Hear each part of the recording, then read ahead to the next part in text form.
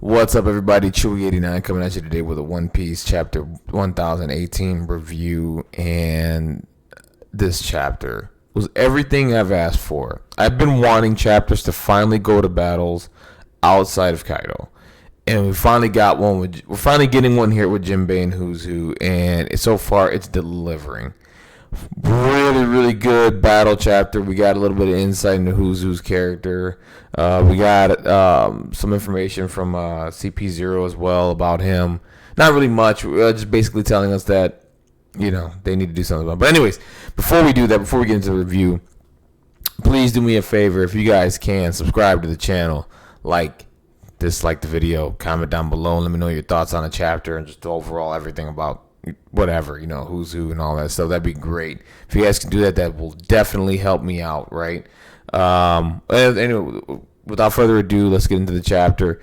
So basically, we start off the chapter, and we're getting a situation that everybody has basically the Kaido subordinates have realized that they need to deal with Otama because of how many subordinates have turned against the Kaido alliance, right? Because of her ability, and they're just trying to get their hands on her and kill her. And right now, Usopp and Nami are just trying to protect her as much as possible and getting on speed and just going through and just running away, basically. Also, as they were escaping, Daifugu just comes in and shows up and helps out the Nami and Usopp and fends off some of the gifters and the people that are there, which is really cool. Also, Zeus, seeing Zeus again with, outside the climate attack is really cool. Nami accepting Zeus as a partner, as one of them is really good and really nice power up for Nami. I'm really happy with that. Really cool stuff there. And then from there we go to again, CP0. I mean, they've been showcased a lot in this arc. I wonder what's going to happen after, right, with CP0 and what their goal, what they're doing here in Wano, right? I know in the beginning, Orochi was talking to CP0 to get some weapons, and they wanted Dr. Vegapunk. Did CP0 bring Dr. Vegapunk? Is he here in Wano? I don't know. I mean, right now they're in Onigashima right now while the island is coming. I believe while the new Onigashima is coming in, about to crash down on Onigashima. But yeah, they're still here, and right now they're basically monitoring the battle, and they're giving us an update on the numbers right now. I believe it's 16,000 to 9,000 Alliance versus Kaido's crew, right? So the numbers are it's getting closer. Now it's thinning, right? So now it seems like, this might be possible. They're not too concerned with who's winning. They don't care if Kaido wins. They don't care if Luffy wins. Right now it's a win. Like I said, for the government right now, it's a win-win when whoever wins or loses. If Kaido wins, they know they get rid of Luffy. If the government knows they get rid of Luffy, right? If Luffy wins, well, Kaido's dealt with. For them, it's a win-win. They don't care what's happening here. They don't care what's happening to the people. They don't care about shit. All they care about is themselves. And if they can get rid of a pirate crew, they don't give a shit. Right now, their main concern, the fact that people are being killed and the island's being destroyed, CP0's main concern right now is Who's Who. Because of what he knows and the fact that he escaped prison. They don't want anybody around, you know what I mean? It's like a, what can I say, like a reputation thing, right? With CP0. That's what it is, it's a reputation thing. They don't want anybody to know that he escaped whatever, prison, from CP0 at all. It's like more like a disrespectful kind of thing. It's like, we need to set an example, right? And they also drop a line with the information that he knows. So Who's Who, probably been government for a long time, probably knows some stuff about the past, probably has some deep knowledge about a lot of stuff. And we get some weird stuff with him and Jinbei later, right? Well, we're going to get to that. Some of the information that he might know, right? So, CP0 wants to get rid of him, and they also drop a line while he's facing Jinbei, right? So Jinbei must have killed some people back in the day because they're really like set on he needs to die. And they're like, he's fighting Jinbei, so Jinbei might do that for us. You know what I'm saying? So maybe back in the day, Jinbei did some dirty work, You know, this is why I love Jinbei. Jinbei's like, I don't know how people can think Jinbei's boring. Jinbei's not boring at all. I love his abilities with the karate and all that stuff. A little bit, you know, just with martial arts. Jinbei's a badass character, dude. If you hate Jinbei or dislike Jinbei, I think he's boring. I don't know what to tell you. To me, like, he gives me a vibe of like a Yakuza boss mixed with he's the calmest person I ever, and he's just disciplined. You know what the thing is? You know what I like Jamal Jinbei? He's disciplined and can whoop your ass. That's all I need from a character. Jinbei just brings that out, and he's great to me. He's one of my favorite characters in One Piece for sure, man. He's like top 5 for me. If he ain't for you, hey man, that's your prerogative. But if you think he's boring, get that shit out of here. He ain't boring. So now we get to what I've been asking for, which is battles, right? We're getting some Jinbei versus Huzu.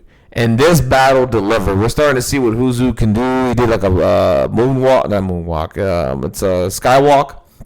So we can, you know, that's one of the powers from the CP9 guys. He does that attack. And from here, we got confirmation, right? So Shanks did steal the gum fruit. Okay, why? I don't know. We still don't know. He did steal the gum fruit, and he was wearing that straw hat. So it's what I thought. So the fact that Luffy has the straw hat with the gum fruit is the reason why he can't stand Luffy, right? So it makes sense, right? I mean, Shanks gave him his biggest. He should be really mad at Shanks, but he's just like, fuck it, I can't beat Shanks. I'm not gonna take it to Shanks. I'm gonna take it to the next guy. That dude is the reason why they put the fruit and that hat, or you know, anything that resembles Shanks is the reason why I was shamed and put in prison because I couldn't protect the fruit, and you know, it's really important to the government. I dropped the ball and I lost my job, so I kind of get it, right? So Uzu's very impressive, by the way. Very strong character. He's living up to. He was number 2 to like Rob Lucci. He is with this so far. So he does a Fang pistol, and Jinbei blocks with Arm and Haki, and he notices that the Fang pistol, even with Arm and Haki, he still cut his Arm and Haki. Blood was coming out of his arm. So Jinbei's like, oh shit, like I need to change something here. So he's doing these attacks, and the Fang pistols are, dude, they're hitting other floors and like hitting other people. Like it's just like it's a really powerful attack going through floors and just boom, boom, boom, boom, doing damage all throughout that floor, that section, or whatever the case may be. And hitting some of Kaido's subordinates, which is not good, really. I mean, that kind of sucks. You can't take any number of losses now, right? You can't do that. You gotta Kaido needs all the subordinates need all the numbers they can, right? They need, because right now the numbers they're closing in right now. It's getting close. So, of course, Jinbei decides to dodge this time, right? He took the first one, he dodges the next one. So, of course, Huzu saying if he would try to block it, we've been eaten alive. The fact that that thing can eat through Haki, maybe he was imbuing Haki into the Fang pistol, but who knows? But that's pretty good, man. That is pretty good. So then now we get to something. Of course, he makes a comment about fishermen, about them moving fast on dry islands and stuff like that. And of course, you know, Jinbei's like, hey, man, don't be discriminating against my people, man. We're in a new era. We're in a new age now, man. Like, there's no need for that, bro. We're here fighting. You don't got to discriminate my people. You know, you don't want to piss off Jinbei anymore than he's pissed right now.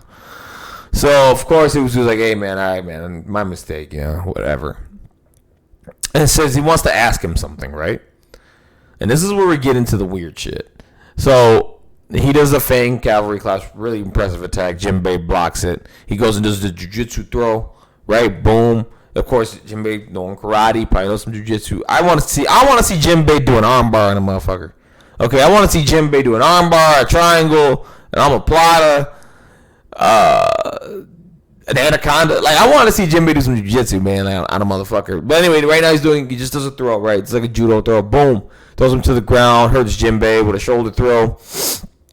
And from there, he shoots out some water bullets, and, you know, Huzu looks like he dodges it. And I think he dodged it. Yes, he did. He dodged it. Of course, you know, Huzu's like, damn, man, he really, really hurt me with that attack.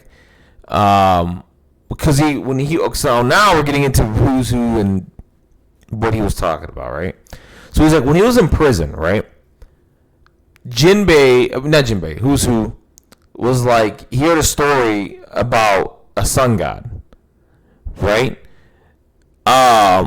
At least told to pray for some, for certain salvation.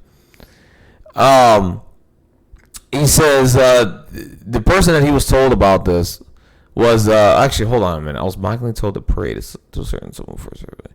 Yeah, he was mockingly told to pray to someone for salvation. He says in ancient times, slaves believed in the legendary warrior that would eventually come and save them, right? And they called him the sun god Nika. All right. Now, when I was first reading this story, I was trying to get the timeline together, okay? Because we do know that Fisher Tiger came up and freed some slaves, okay? So that was years ago, okay? And, well, he's bringing up ancient times because this story sounds similar to Fisher Tiger and when he freed the slaves, right? But here's where I'm not saying it's Fisher Tiger. Just let's go with this because it sounds similar to that, right?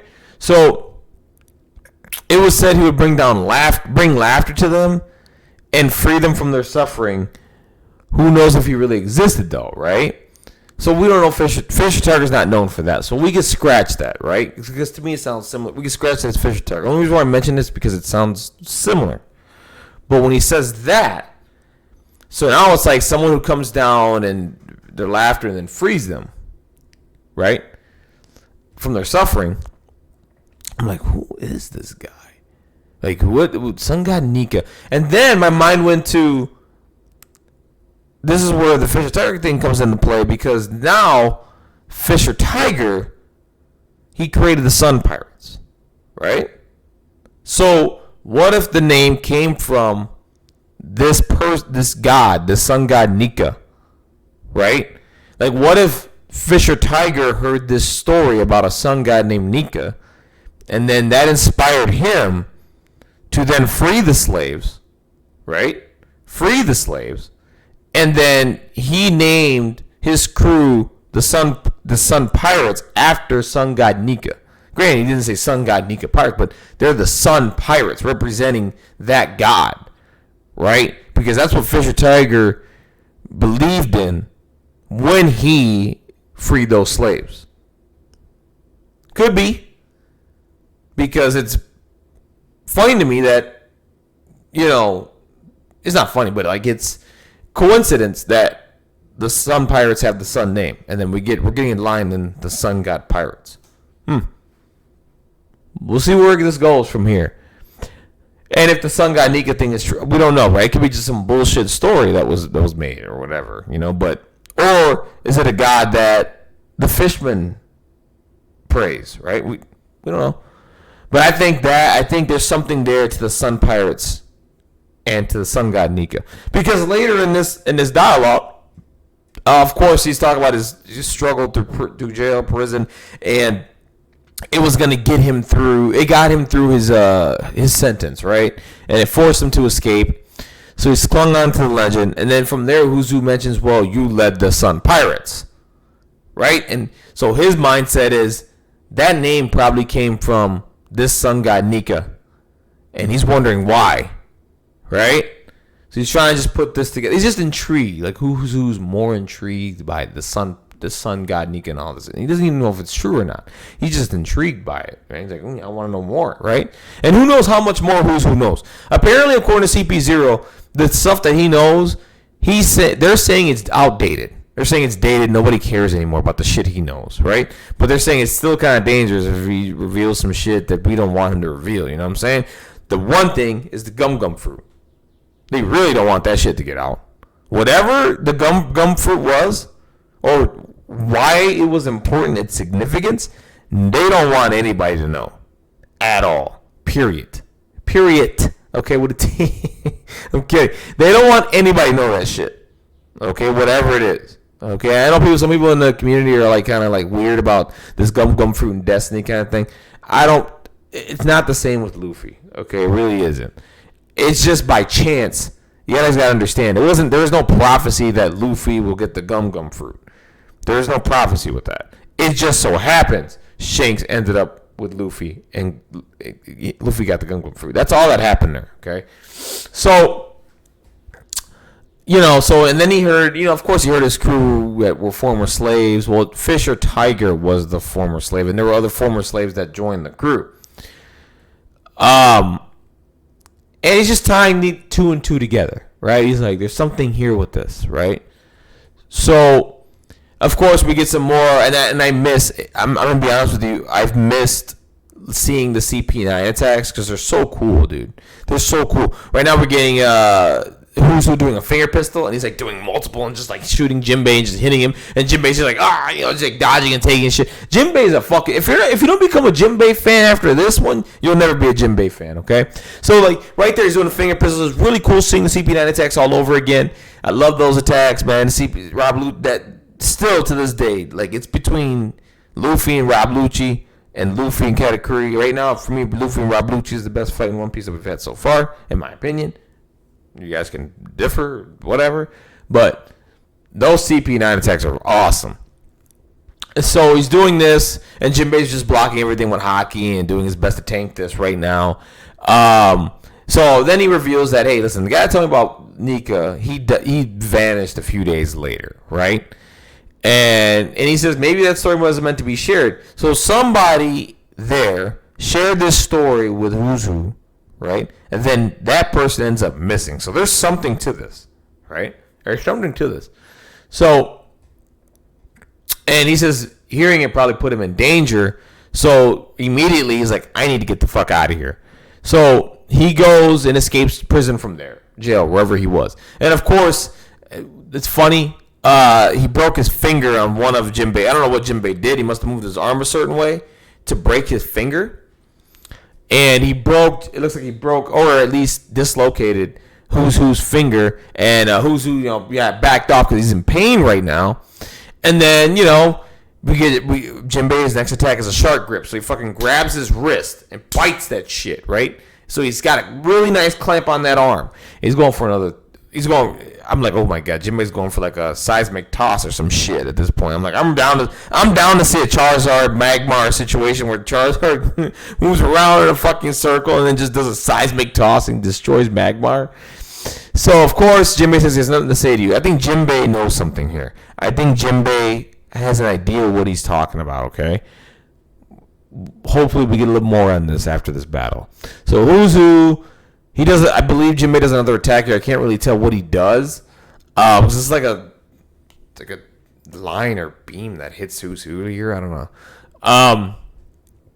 So he tries to do another Fang Pistol on the Jinbei, and it looks like either Jinbei moved to the side or the attack just barely missed him or caught him on the side of the face, and he's holding down his clamp. So he goes Fishman. He's doing his ultimate attack now. He's going, this is it. I'm gonna fuck you up here. So he goes, why are you mad all of a sudden? Who's Who pissed him off? Again, I don't think you should be pissing off Jinbei. One of the calmest, most disciplined characters in One Piece. I don't think you should go and piss him off, okay? You gotta be patient and take your time with Jinbei, man. He's a badass, okay? So, and then he steps on his tail, which is amazing. He steps on his tail so he can't move. He's like, you're taking this motherfucking attack, okay? And if you lose your tail while you're at it, you're gonna lose your tail. So, and of course, he says, if you're going to make broad statements about my people's history, man, I'm going to fuck you up. And he does a gargoyle tile fist. And this is drawn so beautifully, by the way. So he does an attack straight towards the head, a punch imbued with Haki. And it's called gargoyle tile fist. And it just looks amazing. You see the ripple effect from the attack going off of it. And he told him, you better not be half-assed about it, dude. If you're going to talk about my people, man, don't be like, I heard this, but making side remarks and then fucking, backing off it, like, being passive aggressive, kind of. Don't do that shit. It's just gonna piss off Jinbei. So he does that gargoyle tile fist, and I don't think this is the end of the battle. I think we're gonna get one more panel here, and I think this battle we're gonna get one more chapter, and this battle will wrap up. Unfortunately, we're on a break next week. I really wanted to see this battle continue, but there's something here, man. There's something here with Who's Who. We're gonna get a little bit more with him, I think, and he's telling some interesting shit here, man. Of course, man, this is what a great chapter. I love the fact, Oda, thank you. We're finally going to the other battles. I hope from here we go Black Maria versus Robin, And I think we go Frankie versus Sasaki. And then from there, we go to Sanji versus Queen. And then we do whatever's happening with King, because we haven't seen Marco. There's so many battles that we have to wrap up. And I hope these chapters get there. This is gonna be a while, guys. I think we're gonna be in Wano for the rest of this year. I think next year we'll be out of Wano, but I think the rest of this year we'll be in Wano. There's a lot of chapters we need to cover. We still need Luffy to come back. We still need to wrap up these battles. I'm just happy we're getting to the battles. We should have gone to the battles 5 chapters ago, but we're here. So anyways, guys, yeah, man, a wonderful chapter. Again, Oda hit with this one again. I mean, dude, the chapters this year, they've all hit. All of them. I can't name a chapter that was like kind of, maybe one, but I mean, at worst it was a 4 out of 5. Like, this one's a 5 out of 5 too. This chapter hit. I mean, it hit. I mean, this is like a classic One Piece battle right here. It hit. It delivered on everything. And this isn't over. We don't know if this is over yet. They're leading, like, maybe Oda wants to finish these battles in 1 chapter, maybe not 2. I would like to see 1 more chapter, at least half a chapter with this battle, to get a little more information out of who's who. But if this is the end of the battle, I'm satisfied. This was really, really, really good. Really good. And we got to see Jinbei finally as a crew member in a battle, in a fight against the motherfucker who's a badass, who's number 2 to CP to Rob Lucci, right? I mean, this was great. It delivered on everything. And then he mentions, of course, we got confirmation that Shanks did steal the gum fruit. We've all mentioned it. I've watched videos all over the place. I mentioned it. So that's confirmed. He did that.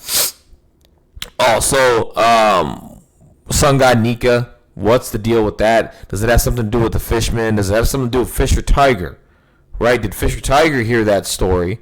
And then that inspired him to free the slaves and then create the Sun Pirates. Because who does mention the Sun Pirates later on?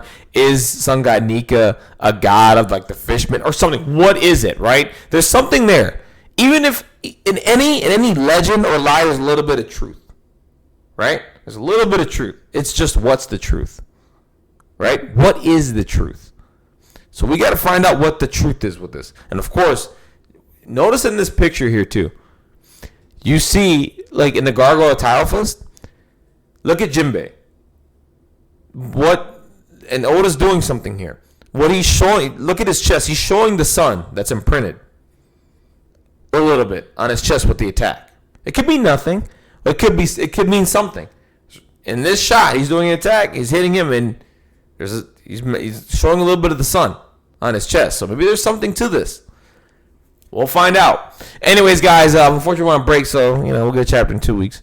Anyways, guys, that's it for me, man. Definitely, this is a great chapter, man. I enjoyed every minute of it. I'm a Jinbei mark. So the fact that I get to see him battle here with Who's Who makes my day. Anyways, guys, thank you very much. Like I said before, subscribe to the channel. Like, dislike, comment down below. Let me know what your thoughts are on the chapter. Tell me what you think about the Sun God Nika. Tell me what you think about this fight with Jinbei. Tell me what you think about Shanks stealing the gum fruit. It's confirmed. What is the deal with the gum fruit? We all don't know. There's something with it. I personally don't think I think it's too easy that it's a Roger or Joy Boy fruit. I think there's just something significant about that fruit that did something in the ancient times, in my opinion. And the government didn't want anybody else to have this fruit for whatever fucking reason. We don't know. Anyways, guys, that's it for me. Thank you very much for watching the video. And like I said, subscribe, like, and dislike the channel. Comment down below. Tell me what your thoughts are. Have a wonderful, blessed day. Take care. Keep reading One Piece, okay?